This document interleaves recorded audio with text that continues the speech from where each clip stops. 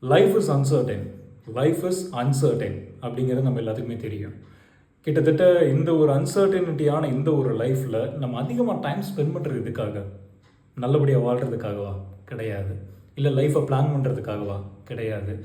இல்லை சந்தோஷமான சில தருணங்களை செரிஷ் பண்ணுறதுக்காகவா? கண்டிப்பாக கிடையவே கிடையாது. அப்போ எதுக்காக அதிகமாக டைம் ஸ்பெண்ட் பண்ணுறோம்? தேவையில்லாத, நடக்காத, நடக்காத ஒரு விஷயத்தை பற்றி அதிகமாக கவலைப்படுறதுக்காக.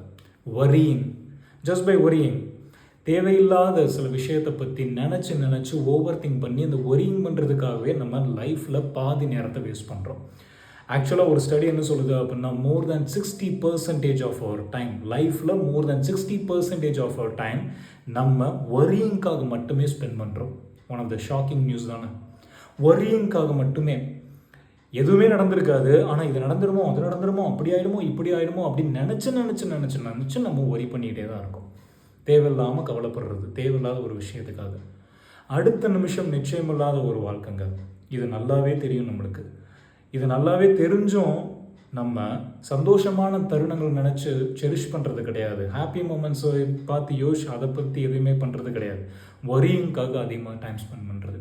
பட் ஒரே ஒரு விஷயம் சாலிடாக நம்மளால் சொல்ல முடியும். ஒரு விஷயம் என்ன அப்படின்னா, கவலைப்படுறதுனால எந்த ஒரு ப்ராப்ளத்தையும் சால்வ் பண்ண போகிறது கிடையாது. Just by worrying you are not going to solve any problems. Just by worrying you are not going to solve any problems. எதுவுமே சால்வ் ஆக போகிறது கிடையாது. நடக்க வேண்டியது நடந்தே தான் தீரும். அப்போ எதுக்காக தேவையில்லாமல் worry பண்ணிக்கிட்டு நல்ல ஒரு விஷயத்தை நினச்சி நம்ம செரிஷ் பண்ணலாமே. அது மூலமா சில விஷயங்கள் நல்லபடியாக நடக்க ஆரம்பிக்குமே. Just by worrying we are not going to solve any problems. So why can't we stop worrying and start living? Stop worrying and start living.